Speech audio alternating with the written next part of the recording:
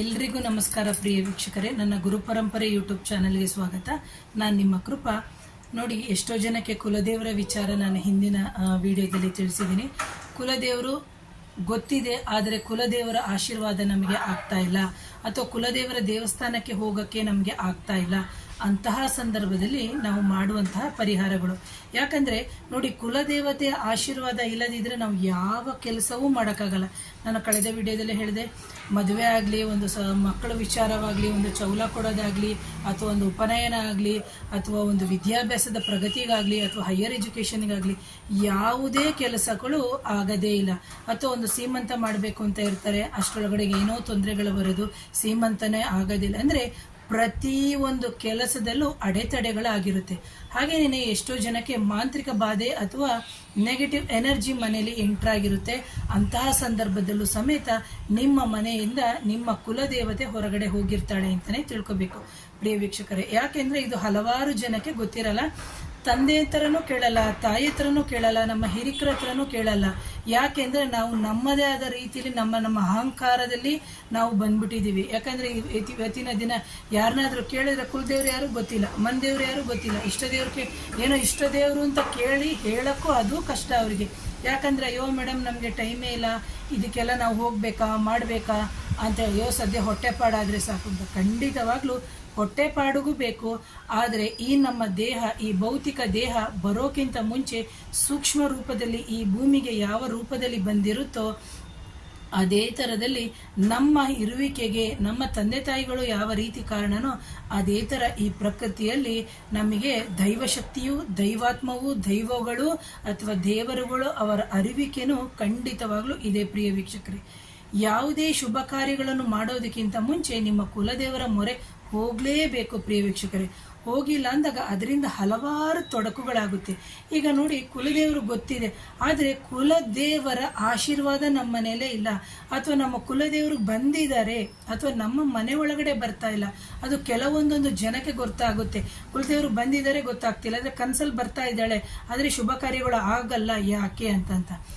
ಆ ನಂತರ ನಾವು ನೋಡಿ, ಈಗ ನೀವು ಮನೆಗೆ ಯಾರೋ ಒಬ್ಬರು ನೆಂಟರು ಬರ್ತಾರೆ. ಈಗ ನಾನೇ ನಿಮ್ಮ ಮನೆಗೆ ಬಂದೆ ಅಂತ ಅಂದ್ಕೊಳ್ಳಿ, ನೀವು ಕರೆಯದೇ ಇದ್ರೆ ನಾನು ಹೇಗೆ ಮನೆ ಒಳಗಡೆ ಬರೋಕ್ಕೆ ಸಾಧ್ಯ? ಒಂದು ನಿಮಿಷ ಯೋಚನೆ ಮಾಡಿ. ಅದೇ ಥರನೇ ಕುಲದೇವ್ರನ್ನ ನಾವು ಕರೆಯೋದೇ ಇಲ್ಲ, ನಾವು ನೆನಪಿಸ್ಕೊಳ್ಳೋದೇ ಇಲ್ಲ, ಅವಳಿಗೊಂದು ನೈವೇದ್ಯ ಇಡಲ್ಲ, ಒಂದು ಪ್ರೀತಿಯ ಕೊಡಲ್ಲ, ಏನಿಲ್ಲ. ಈಗ ಎಕ್ಸಾಂಪಲ್ ಆಗಿ ನಾನೇ ನಿಮ್ಮ ಮನೆಗೆ ಬಂದೆ ಅಂತಲೇ ಅಂದ್ಕೊಳ್ಳಿ, ನೀವು ಬನ್ನಿ ಅಂತಲೂ ಕರೆಯಲ್ಲ. ಅಕಸ್ಮಾತ್ ಬಂದೆ ಅಂತಲೇ ಅಂದ್ಕೊಳ್ಳಿ, ಬಂದ ಮೇಲೆ ನೀವು ಒಂದು ಕುಡಿಯೋಕೆ ಒಂದು ಲೋಟ ನೀರು ಕೊಡಲ್ಲ, ಅಥವಾ ಮೇಡಮ್ ತಗೊಳ್ಳಿ ಒಂದು ಸಿಹಿನೋ ಒಂದು ಏನೂ ಕೊಡಲ್ಲ ಅಂತಲೇ ಅಂದ್ಕೊಳ್ಳಿ. ಎಷ್ಟೋ ಜನ ಹಾಗೇನೆ ಕಳಿಸ್ಬಿಡೋರು ಇದ್ದಾರೆ. ದಯವಿಟ್ಟು ಅವೆಲ್ಲ ತಪ್ಪು. ದಯವಿಟ್ಟು ಮನೆಗೆ ಯಾರೇ ಬರಲಿ, ನಮ್ಮ ಸನಾತನ ಧರ್ಮದಲ್ಲಿ, ನಮ್ಮ ಸಂಪ್ರದಾಯದಲ್ಲಿ ಏನು ಹೇಳಿದ್ದಾರೆ ಅಂದರೆ ಅತಿಥಿ ದೇವೋ ಭವ ಅಂತ. ಯಾವ ಅತಿಥಿ ದೈವದ ರೂಪದಲ್ಲಿ ಅಥವಾ ದೇವರ ರೂಪದಲ್ಲಿ ಬರ್ತಾರೆ ಅದು ಖಂಡಿತವಾಗ್ಲೂ ನಮಗೆ ಗೊತ್ತಿರಲ್ಲ. ಅದೇ ಥರ ಪ್ರಕೃತಿಯಲ್ಲಿ ಇರುವಂತಹ ಶಕ್ತಿಗಳಾಗಿರ್ಬೋದು, ಪ್ರಾಣಿಗಳ ಇರುವಿಕೆಗಳಾಗಿರ್ಬೋದು, ನಮಗೆ ಅದು ಸೂಕ್ಷ್ಮವಾಗಿ ತೋರಿಸ್ತಾ ಇರ್ತಾರೆ, ಆದರೆ ನಾವು ಅದನ್ನು ಅರ್ಥನೇ ಮಾಡ್ಕೊಳ್ಳಲ್ಲ. ಅಂತಹ ಈಗ ದೈವ ಬಂದಿದೆ ಅಂತ ಅಂದ್ಕೊಳ್ಳಿ, ನಿಮ್ಮ ಮನೆಗೆ ಬಾಗಿಲಿಗೆ ಬಂದಿದೆ, ಆದರೆ ಅವ್ರು ಒಳಗಡೆ ಬರಲ್ಲ. ಕಾರಣ ಏನು? ಕರೆಯದೆ ಹೇಗೆ ಬರ್ತಾರೆ? ಈಗ ನಾನೇ ಹೇಳಿದೆ, ನನ್ನನ್ನು ಕರೆಯದೆ ನಾನು ಹೇಗೆ ಬರೋಕ್ಕೆ ಸಾಧ್ಯ? ಬರಲ್ಲ. ಅದೇ ಥರನೇ ನೀವು ನಿಮ್ಮ ಕುಲದೇವರಿಗೆ ಇಷ್ಟವಾಗಿರುವಂತಹ ಏನು ತುಪ್ಪದ ದೀಪ, ಆರತಿ ಅವೆಲ್ಲವನ್ನು ನೀವೇನೇನು ಮಾಡ್ತಾ ಇದ್ದೀರಿ ಮಾಡಿ. ಆದರೆ ನಿಮ್ಮ ಕುಲದೇವರು ಮನೆ ಒಳಗಡೆ ಬರದೇ ಇದ್ದಾಗ ನೀವು ಮಾಡುವಂತಹ ಪರಿಹಾರ ಇಷ್ಟೇನೇನೆ. ಏನು ಅಂತಂದರೆ, ಇದನ್ನು ವರ್ಷಕ್ಕೆ ಒಮ್ಮೆ ಆದರೂ ಮಾಡಿ ನೋಡಿ. ಎಷ್ಟೋ ಜನ ಕುಲದೇವರಿಗೆ ಹೋಗಿ ಬರ್ತಾರೆ, ಒಳ್ಳೆಯದಾಗುತ್ತೆ, ಅದು ತುಂಬ ಸಂತೋಷ. ಇನ್ನು ಕೆಲವರು ಕುಲದೇವರು ಹೋಗೋದೇ ಇಲ್ಲ, ಏನು ಲಕ್ಷಾಂತರ ರೂಪಾಯಿ ಸಂಬಳ ತಗೋತಾರೆ, ಕಾರ್ ಇರುತ್ತೆ, ಮನೆ ಇರುತ್ತೆ, ಎಲ್ಲ ಇರುತ್ತೆ, ಎಲ್ಲ ಕಡೆ ಸುತ್ತುತ್ತಾರೆ. ಕುಲದೇವರಿಗೆ ಹೋಗೋಕ್ಕೆ ಅವರಿಗೆ ಸಮಯನೇ ಇಲ್ಲ. ಕೇಳಿದ್ರಿಲ್ಲ, ಅಯ್ಯೋ ನಾವು ಬಿಸಿ ಅಂತ. 6 ತಿಂಗಳಿಗಾದರೂ ಹೋಗಿ, ಅಥವಾ ವರ್ಷಕ್ಕೊಮ್ಮೆ ಆದರೂ ಹೋಗಿ ಕುಲದೇವರಿಗೆ. ಅಕಸ್ಮಾತ್ ಕುಲದೇವರು ಗೊತ್ತಿಲ್ಲ ಅಂತಂದವರು ದಯವಿಟ್ಟು ಈ ಏನು ನಾನು ಇವತ್ತು ಪರಿಹಾರವನ್ನು ಕೊಡ್ತಾ ಇದ್ದೀನಿ ಅದನ್ನು ಖಂಡಿತವಾಗ್ಲೂ ಮಾಡಬೇಕು ಪ್ರಿಯ ವೀಕ್ಷಕರೇ. ಮಾಡಿ. ನಾನು ಆರ್ಡರ್ ಮಾಡೋಕ್ಕೆ ಯಾರೂ ಅಲ್ಲ, ಬಟ್ ಏನು ಅಂತಂದರೆ, ಈಗ ಒಂದು ಟೀಚರ್ ಆದವರು ಮಕ್ಕಳಿಗೆ ಯಾವ ರೀತಿ ಎಜುಕೇಷನ್ ಹೇಳ್ಕೊಡ್ತಾರೋ ಅದೇ ರೀತಿ ನಾವು ನಮ್ಮ ವೃತ್ತಿಯಲ್ಲಿ ನಮ್ಮ ಪೂರ್ವಿಕರು, ನಮ್ಮ ಗುರು ಹಿರಿಯರು ನಮಗೇನು ಹೇಳಿಕೊಟ್ಟು ನಾವು ಕೊಟ್ಟು ಪರಿಹಾರಗಳನ್ನು ಕಂಡುಕೊಂಡಿರ್ತೀವೋ ಅದನ್ನು ನಾನು ಶ್ರದ್ಧಾಭಕ್ತಿಯಿಂದ ನನ್ನ ಗುರುವರಿಯರ ಹೆಸರಿನಲ್ಲಿ ನಾನು ಹೇಳ್ತಾ ಬರ್ತೀನಿ. ಅದು ಮಾಡೋದು ಬಿಡೋದು ನಿಮಗೆ ಸೇರಿದ್ದು ಪ್ರಿಯ ವೀಕ್ಷಕರೇ. ಸೊ ನೋಡಿ, ಬೇಕಾಗಿರುವಂತಹ ವಸ್ತುಗಳು ಇಷ್ಟೇನೆ. ಇಜ್ಜಲು ಅಂತ ಸಿಗುತ್ತೆ. ನೀವು ಅದು ಎಲ್ಲೂ ಸಿಕ್ಕಿಲ್ಲ ಅಂತಂದರೆ ಐರನ್ ಮಾಡ್ತಾರಲ್ಲ ಅವ್ರ ಹತ್ರ ಹೋಗಿ ಕೇಳಿದ್ರು ಸಾಕು. ಇಜ್ಜಲು ಜೊತೆಗೆ ಗಂಧ ಬಂದು ನಿಮಗೆ ಸಣ್ಣದಾಗಿ ಇಷ್ಟ ಆಗಲ್ಲ, ಬಿಲ್ಲೆ ಸಿಗುತ್ತೆ. ಆ ಗಂಧವನ್ನು ತಗೊಳ್ಳಿ. ಆ ನಂತರದಲ್ಲಿ ಬಂದು ಅರಿಶಿಣದ ಕೊಂಬನ್ನು ತಗೋಬೇಕು. ಅರಿಶಿಣದ ಕೊಂಬಿನ ಜೊತೆಗೆ ನೀವು ಬಂದು ಕುಂಕುಮ, ಅರಿಶಿಣದ ಕೊಂಬು ತಗೋಬೇಕು, ಕುಂಕುಮ ತಗೋಬೇಕು. ಆ ನಂತರದಲ್ಲಿ ಕೆಂಪು ವಸ್ತ್ರ ತಗೋಬೇಕು. ಆ ಕೆಂಪು ವಸ್ತ್ರ ಉಪಯೋಗಿಸೋರು ಕೆಂಪು ವಸ್ತ್ರ ತಗೊಳ್ಳಿ, ಇಲ್ಲದಿದ್ರೆ ಹಳದಿ ವಸ್ತ್ರವನ್ನ ನೀವು ತಗೋಬೇಕು. ಇಲ್ಲಿ ನಾನು ಅರಿಶಿನ ಕುಂಕುಮವನ್ನ ಯಾಕೆ ತಗೋತಾ ಇದ್ದೀನಿ ಅಂತಂದ್ರೆ, ಇದು ಸ್ತ್ರೀ ಕುಲದೇವರಾಗಿದ್ರೆ ಸ್ತ್ರೀ ಕುಲದೇವರಿಗೆ ಅಂತ. ವಿಭೂತಿಯನ್ನ ಯಾಕೆ ಬಳಸ್ತೀವಿ? ವಿಭೂತಿ ಅಂತಂದಾಗ ಇಷ್ಟು ದಪ್ಪ ಕಟ್ಟೆ ಏನು ಇಡೋದು ಬೇಡ, ಅದನ್ನ ತುಂಡು ಮಾಡಿ ಆದ್ರೂ ಇಡ್ಬೋದು. ಇಲ್ಲಾದ್ರೆ ವಿಭೂತಿ ಪೌಡ್ರ್ ಅಂತ ಇರುತ್ತಲ್ಲ, ಆ ವಿಭೂತಿ ಪುಡಿಯನ್ನಾದ್ರೂ ನೀವು ಇಡ್ಬೋದು.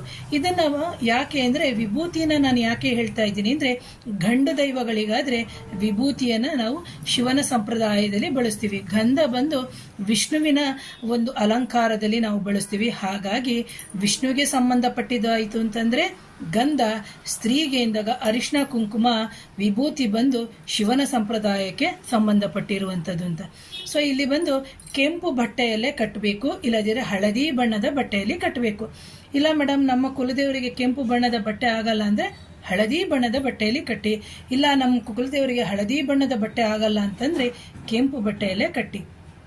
ಕೆಲವರ ಮನೆಯಲ್ಲಿ ನೋಡ್ಬೋದು, ಅಂದರೆ ಒಬ್ಬರೊಬ್ರು ಹೇಳ್ತಾರೆ ನಮ್ಮ ಮನೆಯಲ್ಲಿ ಕಪ್ಪು ಬಟ್ಟೆ ಆಗಲ್ಲ, ನಮ್ಮ ಕುಲದೇವರಿಗೆ ಕೆಂಪು ವಸ್ತ್ರ ಆಗಲ್ಲ, ನಮ್ಮ ಕುಲದೇವರಿಗೆ ನೀಲಿ ಬಣ್ಣ ಆಗಲ್ಲ ಅಂತ. ಇದನ್ನು ನೀವೇ ಅರ್ಥ ಮಾಡಿಕೊಂಡು ಯೋಚನೆ ಮಾಡಬೇಕು. ನಮ್ಮ ಕುಲದೇವರಿಗೆ ಯಾವ ಬಣ್ಣದ ವಸ್ತ್ರ ಆಗಲ್ಲ ಅಂತ ಅಂದ್ಕೊಂಡು ಅಂತಹ ಸಂದರ್ಭದಲ್ಲಿ ನಿಮ್ಮ ಕುಲದೇವರಿಗೆ ಸಂಬಂಧಪಟ್ಟಿರುವಂತಹ ಬಣ್ಣದ ಬಟ್ಟೆಯನ್ನು ಉಪಯೋಗಿಸಿ.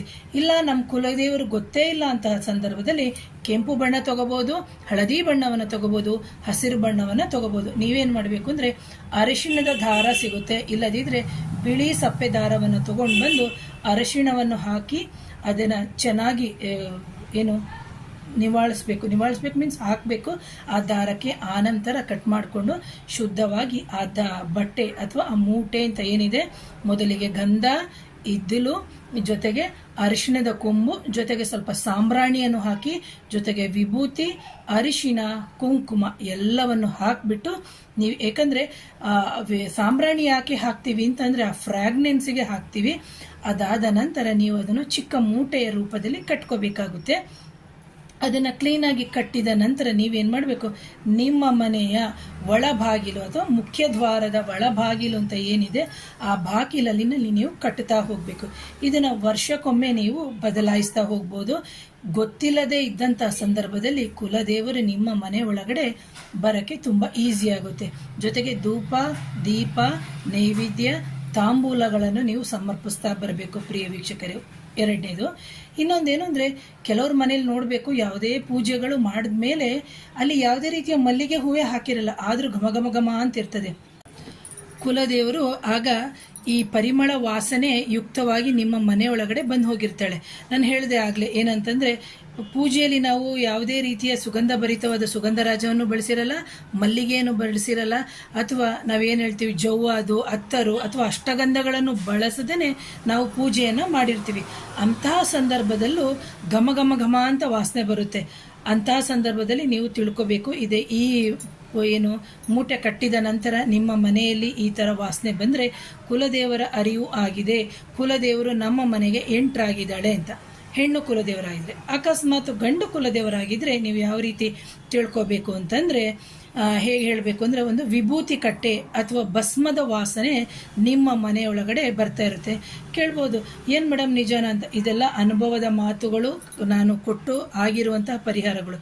ಕೆಲವರು ಹೇಳ್ತಾರೆ, ಮೇಡಮ್ ನಮ್ಮ ಮನೇಲಿ ಏನೋ ಭಸ್ಮ ಚೆಲ್ದಂಗೆ ಅಥವಾ ಒಂಥರ ವಿಭೂತಿದು ಇದು ವಾಸನೆ ಬರ್ತಾ ಇರ್ತದೆ, ಯಾಕೆ ಏನು ಅಂತಲೇ ಗೊತ್ತಿಲ್ಲಲ್ಲ. ಈ ಪರಿಹಾರ ಮಾಡಿದ ನಂತರ ಅಂತಂದರೆ ಆಗ ನಿಮಗೆ ನಿಮ್ಮ ಕುಲದೇವರ ಒಂದು ಆಶೀರ್ವಾದ ಆಗಿದೆ.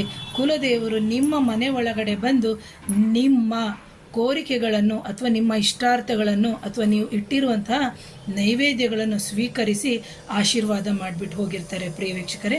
ಹಾಗಾಗಿ ಕುಲದೇವರ ವಿಚಾರ ಅಂತ ಬಂದಾಗ ಬೇಕಾದಷ್ಟು ವಿಚಾರಗಳು ಬರುತ್ತೆ.